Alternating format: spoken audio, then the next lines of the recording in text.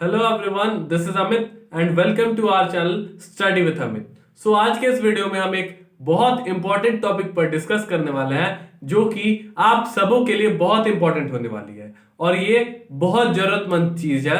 जैसा कि बहुत सारे स्टूडेंट्स मेरे सारे वीडियोस पे ये कमेंट कर रहे थे कि टीचर्स ये कह रहे हैं कि we will not promote you, we will not send you to the next class, we will detain you, we will fail you. ये सारी चीजें क्लास टीचर्स या सब्जेक्ट टीचर्स द्वारा कही जा रही है स्टूडेंट्स को।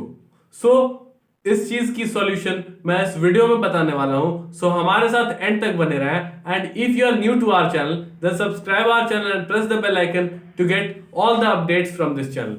सो वीडियो को स्टार्ट करते हैं।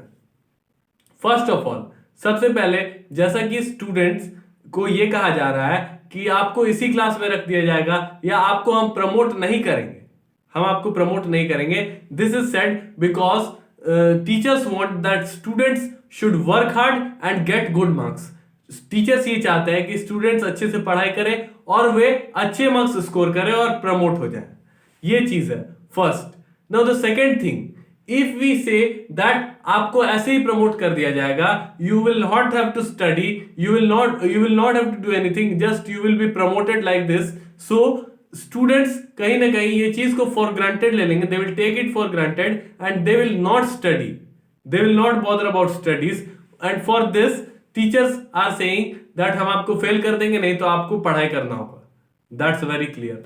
अब तीसरी चीज ये आती है कि पेरेंट्स भी चाहते हैं कि स्टूडेंट्स अब अच्छे मार्क्स लाए और अच्छे मार्क्स से प्रमोट हो जाए, जो कि और स्टूडेंट्स भी यही चाहते हैं कि उनके पेरेंट्स स्कूल में जाके ये नहीं कहें कि इस बार उन्हें प्रमोट कर दिया जाए और नेक्स्ट टाइम से वो अच्छे मार्क्स लाएंगे। These all things.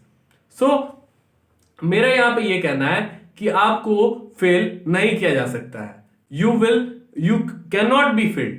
आप यदि 14 ईयर्स तक हो, if you are below 14 or if you are about 14 then you will not be failed। आपको फेल नहीं किया जाएगा, आपको फेल नहीं किया जाएगा। ये मैं किस आधार पे कह रहा हूं, why I am saying this is according to article 21A। if you will search in Google that what is article 21A which was inserted in the Constitution of India, then you will find that what's it all about, वो किस चीज के बारे में है, you will get all the things about it।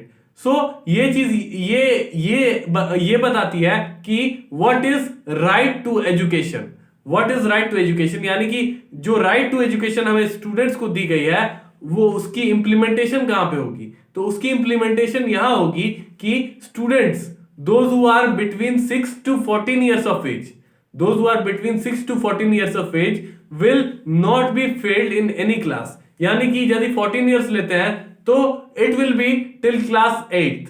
so if you are there in class 8th or below it you will not be failed। आपको fail नहीं किया जाएगा, ये बात for sure है। this is a guarantee sure thing that you will not be failed। और ये मैं कह रहा हूं आर्टिकल 21A को देखते हुए। आप भी सर्च कर सकते हो that what is right to education till the age of 14। so it will be very clear that it is fundamental right under article 21A of Constitution of India that students cannot be failed up to class 8th। ये चीज very clear है, बहुत ही clear है।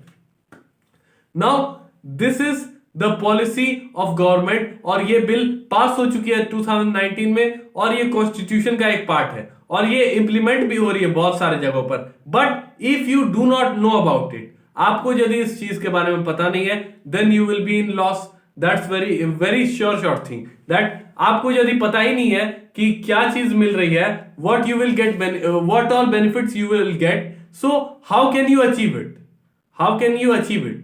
so no detention policy is in practice since very before, but it was added in Constitution in 2019।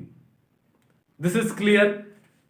and at last but not the least, I will say that the support from parents is very much required।